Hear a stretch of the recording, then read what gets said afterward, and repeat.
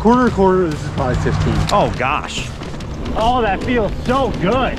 In this video, two YouTubers from the Midwest meet up from either side of the pond to rip some park laps, battle over B-roll content, B-roll of the B-roll. Catching you and and more importantly, determine the rightful owners of Marquette. I think there's only 3. in this part of Wisconsin? Yeah.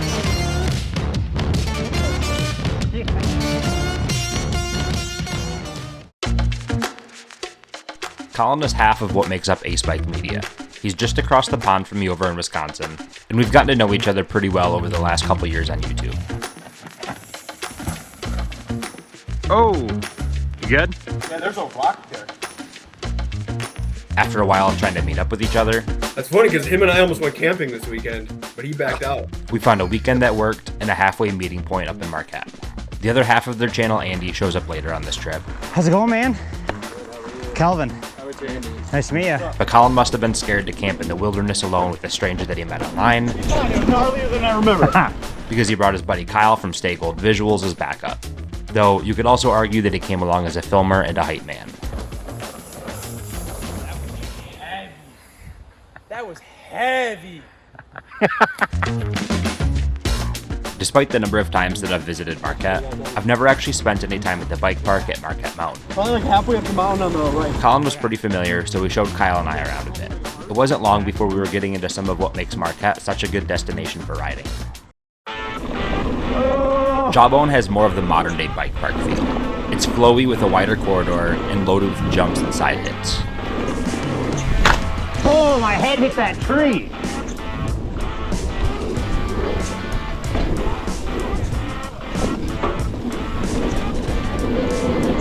Oh gosh.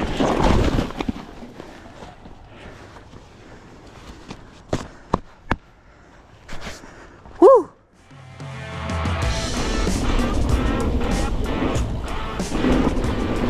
It's the only blue trail in the park, as most of Marquette Mountain is black tack with a bit of freeride mixed in. Whoa, what's that drop? Yeah, that's many. What the? What is that?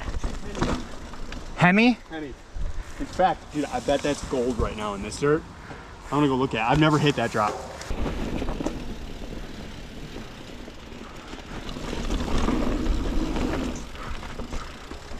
Roll's good.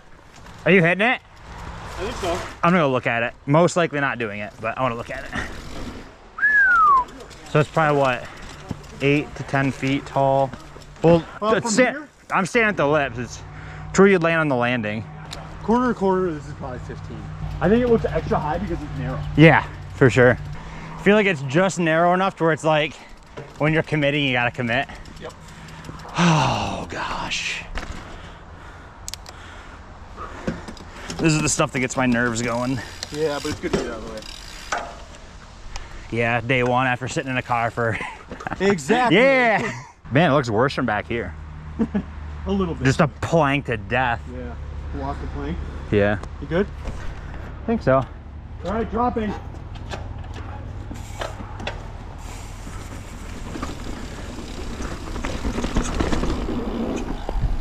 Oh! Good? Yeah. Holy cow. Woo! You feel alive when you hit it. Yeah. That felt good. That's a big one. That is. Wow. I've never hit it. Speaking of hitting things for the first time, we climbed up Western Grade over at the South Trails the next morning to get some laps in on some of the big boy features. That's a big gap. This one's been cracked quite a few times. Oh my gosh. You gotta hit that hard to snap that thing. We pushed up Bertha to handpick a few features, and eventually made our way over to the lower section of Hardtail Pride. Yeah, dude. Yo, Hardtail Pride. We'll take this in segments. You wanna follow me? Yeah. Ready?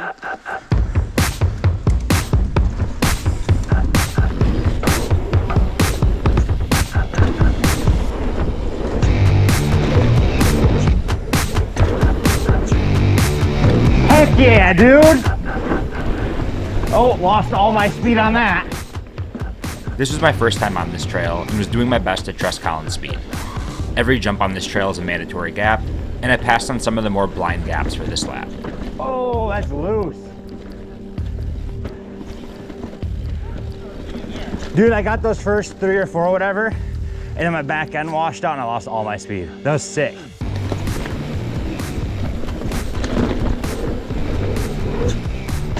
Oh!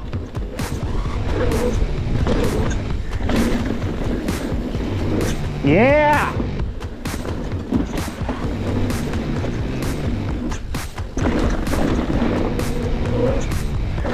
No speed for that. Oh, it splits off. This just flows back down into here. Something like that. Dude, that was fun. That's like miles per mile. Yes.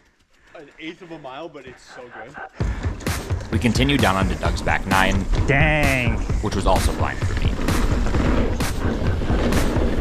The plan was to hike back up for a few more laps, but Kyle decided to shoulder check the lip of a jump and crack a few ribs. You good? You go down. You go down. Maybe my muscle or my rib, one of the two is marked off. You good? Like it's so hard right here. Oh. Like Yeah, your arm's packed. Oh, man. I came in and I went over that whole thing. I went way too far, and then like Oh, man. idiot, I pulled the brake. Front. And I slammed right in the brake. Both of them. Okay. Slammed right in the wall. Kyle was able to hold it together long enough to get back to the truck where he ended up calling it a day. What? You wanna check out double take? Sure. I must have still had Colin shaking in his riding shoes because soon after Kyle called it quits, Oh, gosh. What am I doing? he called in Andy, the other half of Ace Bike Media, to get some laps in. Yeah, I would have yanked. Yeah, no kidding. We went back up as a group this time to get in a few more laps. We dropped in on 225 Resurrection to warm back up, which is a super fun trail with a good mix of jumps and tech.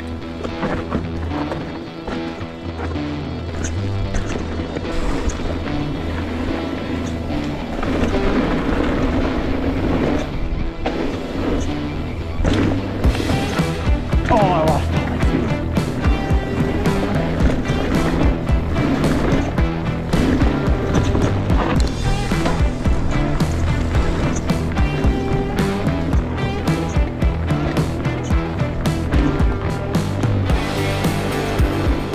After a quick lap on 225 Resurrection, we went back up for some redemption on Hardtail Pride.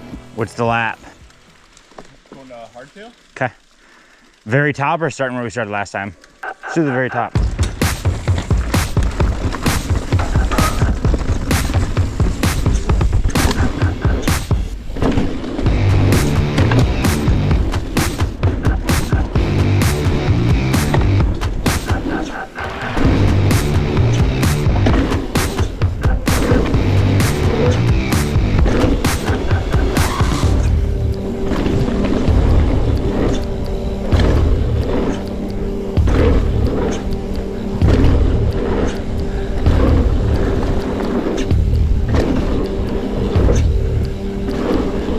Oh God, oh my gosh.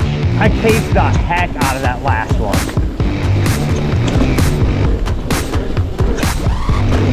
Oh my gosh.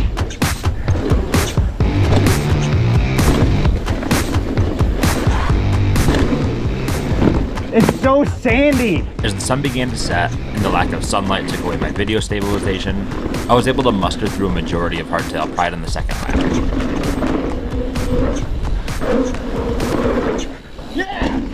Heck yeah, dude. To see more of this trip from Colin's perspective, check out his Cycle Pass episode over on their channel.